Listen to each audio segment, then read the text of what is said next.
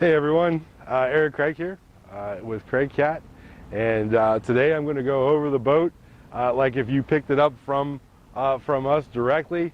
I'm going to do the exact same thing. So those of you that have had your boat shipped to you, we're going to go over everything. We'll do a walk around, and I think what we'll do is we'll start with the engine back here.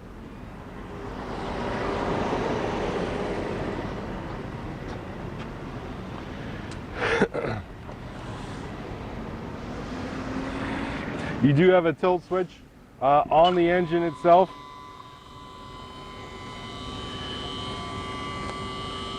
And of course, full down is your running position. So your engine is either all the way down or it's all the way up. There is no in between. We mount our engines much higher than anybody else in the industry.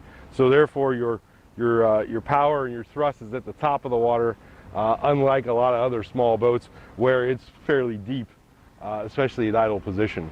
Therefore, you start to tilt the engine. Now you lose the water to cool it, and that's not a good idea. Your draft is only 13 inches anyway, so I wouldn't worry about it. That's a situation where you get that shallow. It's time to get out and walk. It does have a flush port on the Tohatsu. For saltwater flushing, you're just going to screw a garden hose right into that port there. Turn the hose on for a few minutes and that's it. It's going to flush everything out. Of course, it is important to put the plug back in and make sure it's tight. We have the latch here.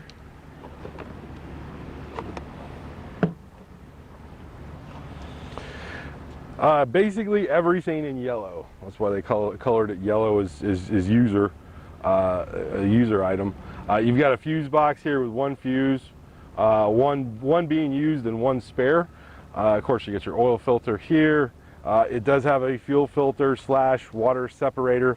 That red ring right there, if that starts to float, that means you have water in the system, and there's a drain right there to drain that little bowl. Optional hour meter, I recommend those. Of course, you've got a dipstick to check the oil, just like a car. Oil fill, you're going to want to use 10W40. Your typical 10W40 automotive oil, whether it's synthetic or not, that's up to you. And it does have an oil plug right here. So if you need to drain your oil, it's just the oil drains right there. The Tohatsu also has the backup pull start as well. It is fuel injected, so there is no choking, there's no priming, nothing like that. You're just going to turn the key and go. There is the steering system is the only thing that's a maintenance item as far as keeping that lubricated. You do have a Zerk fitting right here on the shaft of the engine. You're just going to want to use your typical marine grease, and I would do all this, everything I'm showing you right now. I would do it all every, say, 6 to 8 months, something like that. You do have 2 Zerk fittings on the front of the engine. That is going to lubricate the tilt action. That does not lubricate your steering, just your tilt action. I think we're the only ones in the industry to use these boots. Of course, the whole idea is keep water out of the system as much as possible. You're going to want to clip that zip tie.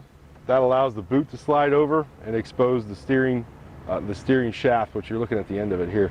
It exposes the steering shaft. You're going to want to use Vaseline on that. And then, of course, a spray lubricant here at this joint and at that joint as well.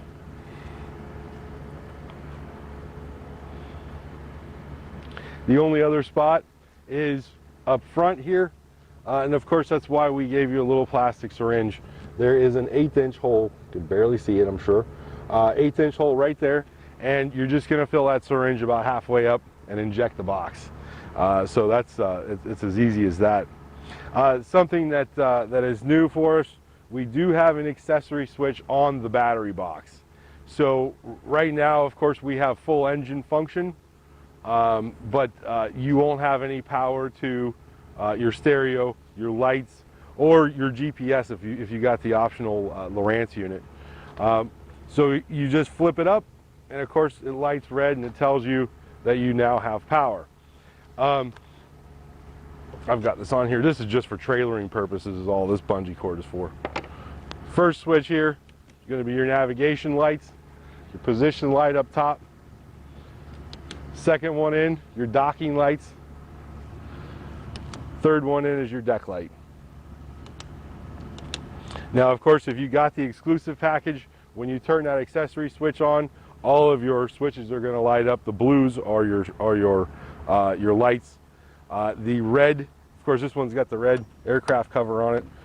The red exclusive switch that's lit up, that is your tilt safety. Okay, now of course we want to make sure that our engine is in the straight ahead position, and down always works on the handle, but the up does not. So that's our tilt safety.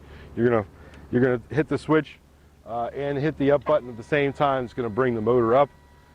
If you have the exclusive switch, you're gonna push and hold that switch while you hit the up button. Now, of course, there's two things that go for any small boat, and this is just because we have a lot of first-time boaters. But when you go in reverse, you're going to want to make sure you go at idle speed. There is enough power to start to want to, if you give it a lot of gas, it's going to want to suck the boat down, and that goes for any small boat. The other thing too is that there's never a point in time ever in history where you could stand next to your engine on a small boat, and you can't do it in this situation either.